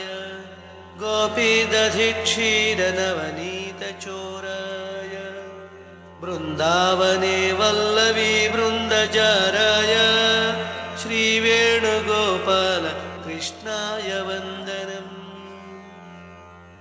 आकर्णतेजस्वि मीनाय ताक्षाय प्रच्यूषपद्मांशु नेत्रच्छदयुगाय कमललोचनकान्तिसम्मोहनास्त्राय श्रीवेणुगोपालकृष्णाय वन्दनम् सायन्तने धेनुबृन्दानुगमनाय मार्गमध्ये वल्लवी कुञ्चिताक्षाय राधा जगन्मोहिनी मोहनाय श्रीवेणुगोपालकृष्णाय वन्दनम् कालीयफणिफणा संक्षोभनटनाय काञ्चीक्वणत्किङ्किणी निस्पनाय गोवर्धनोद्धरणलीलास्मितास्याय श्रीवेणुगोपालकृष्णाय वन्दनम् कस्तूरिकातिलकरेखा ललाटाय तुलसीस्रगामोद वक्षः कवाटाय पार्थाय विश्वरूपालोलखेटाय श्रीवेणुगोपालकृष्णाय वन्दनम् श्रीरुक्मिणी सत्यभामा समेताय गोपीसहस्रेण संवेष्टिताङ्गाय रासे रसे सर्वदा सद्विनोदाय श्रीवेणुगोपालकृष्णाय वन्दनं श्रीवेणुगोपालकृष्णाय वन्दनं श्रीवेणुगोपालकृष्णाय वन्दनम्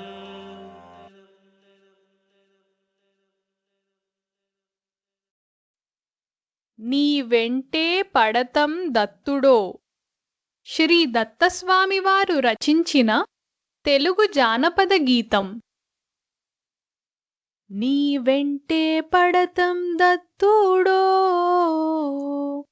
వేద శాస్త్రాల అర్థాల నిర్ధారక. నీ వెంటే పడతం దత్తుడో, వేద శాస్త్రాల అర్థాల నిర్ధారక. నాలుగు వేదాలే కుక్కలై మొరుగుచు నీ వెంటబడేనే. ధర్మదేవతయే ధేనువుగా మారి నీ వెంట నడిచేనులే. నాలుగు వేదాలే కుక్కలై మొరుగుచు నీ వెంటబడేనే. ధర్మదేవతయే ధేనువుగా మారి నీ వెంట నడిచేనులే. నీ వెంటే పడతం దత్తుడో, వేద శాస్త్రాల అర్థాల నిర్ధారక. సృష్టికర్తవు సృష్టిభర్తవు సృష్టిహర్తవు నీవేలే. నీ బ్రహ్మ విష్ణు శివముఖములు ఆదే తెలిపేనులే. సృష్టికర్తవు సృష్టిభర్తవు సృష్టిహర్తవు నీవేలే. నీ బ్రహ్మ విష్ణు శివముఖములు ఆదే తెలిపేనులే. నీ వెంటే పడతం దత్తుడో, వేద శాస్త్రాల అర్థాల నిర్ధారక. సృష్టి స్థితిలయములను చేయు పరబ్రహ్మమొక్కటే. ఈ మూడు పనులు చేయుచున్న నీవును ఒక్కడివే. సృష్టి స్థితిలయములను చేయు పరబ్రహ్మమొక్కటే.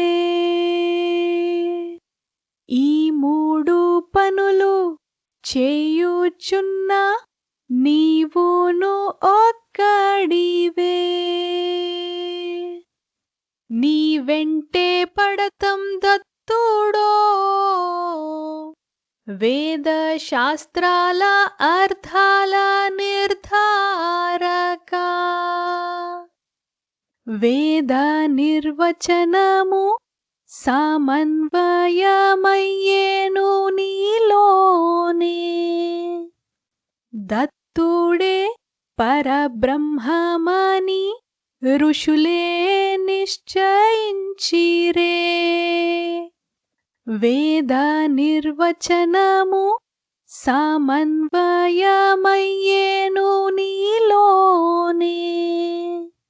దత్తుడే పరబ్రహ్మమని ఋషులే నిశ్చయించిరే. నీ వెంటే పడతం దత్తుడో, వేద శాస్త్రాల అర్థాల నిర్ధారక. నిర్గుణ పరబ్రహ్మము సగుణమైనప్పుడు అది నీవే కదా. అనూహ్యము త్రిగుణోపాధిని ధరింపనది నీవైతివే. నిర్గుణ పరబ్రహ్మము సగుణమైనప్పుడు అది నీవే కదా. అనూహ్యము త్రిగుణోపాధిని ధరింపనది నీవైతివే. నీ వెంటే పడతం దత్తుడో వేద శాస్త్రాల అర్థాల నిర్ధారక. స్నానాల గదిలో వివస్త్రుని ఎవరూను చూడలేరుగా. అతడే వస్త్రధారిగా బయటకు రాగా అందరూ చూతురుగా. స్నానాల గదిలో వివస్త్రుని ఎవరూను చూడలేరుగా. అతడే వస్త్రధారిగా బయటకు రాగా అందరూ చూతురుగా. నీ వెంటే పడతం దత్తుడో వేద శాస్త్రాల అర్థాల నిర్ధారక. అనూహ్య నిర్గుణము పూజింపగా అశక్యమే. సగుణము ఉపాధిచే గోచరమైనప్పుడు అది నీవే. అనూహ్య నిర్గుణము పూజింపగా అశక్యమే.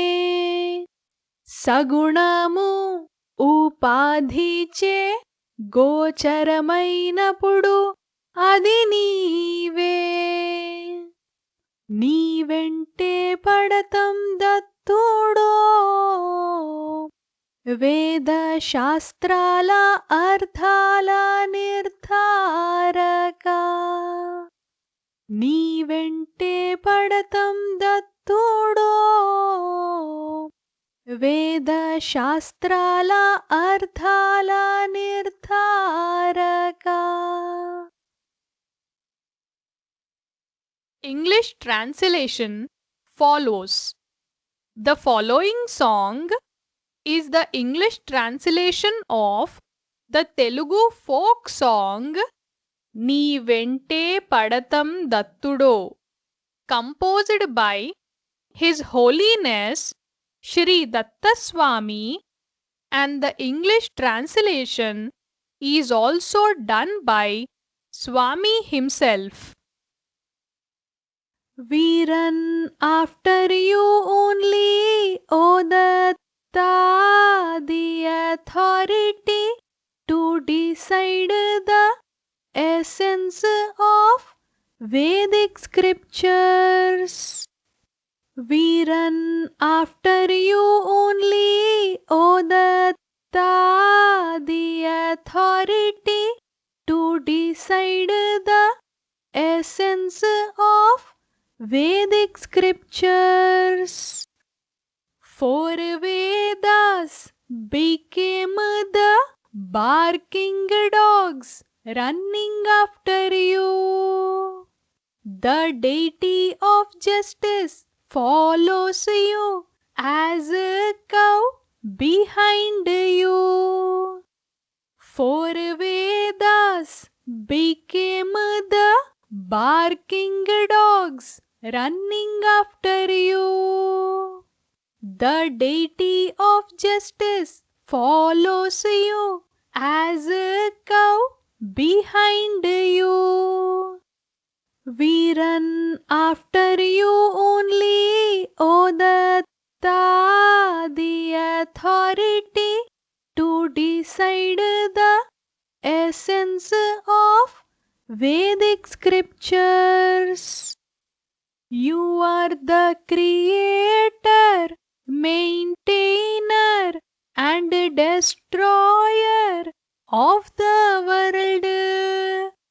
Your three faces of the divine Trinity convey this.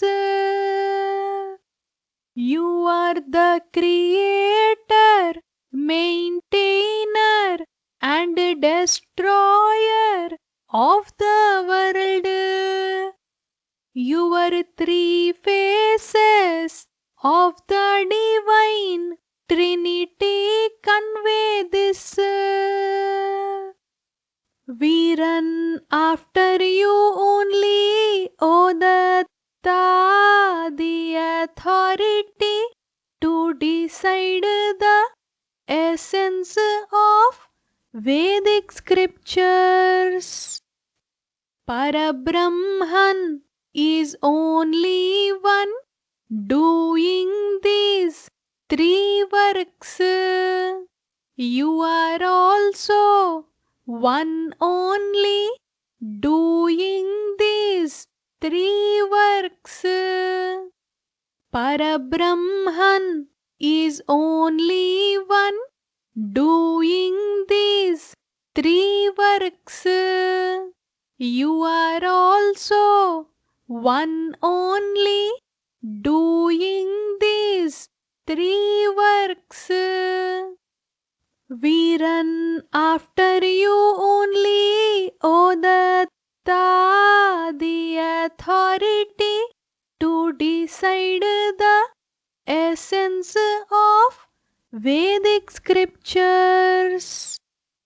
Vedic definition of God is correlated in you only. Sages decided that Datta is only the Parabrahman. Vedic definition of God is correlated in you only. Sages decided that Datta is only the Parabrahman. We run after you only, O Datta, the authority to decide the essence of Vedic scriptures. Unmediated, unimaginable, God mediated becomes you. Unimaginable, mediated by three qualities, results as you. Unmediated, unimaginable, God mediated becomes you. Unimaginable, mediated by three qualities, results as you. We run after you only, O Datta, the authority to decide the essence of Vedic scriptures.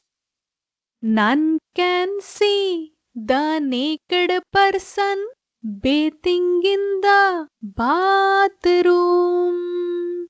Same person wearing clothes coming out can be seen by everyone. None can see the naked person bathing in the bathroom. Same person wearing clothes coming out can be seen by everyone. We run after you only, O Datta, the authority to decide the essence of Vedic scriptures. None can worship unimaginable that is beyond imagination. You the same, mediated, visible, can be worshipped by all. None can worship unimaginable that is beyond imagination. You the same, mediated, visible, can be worshipped by all. We run after you only, O Datta, the authority to decide the essence of Vedic scriptures. We run after you only, O Datta, the authority to decide the essence of Vedic scriptures.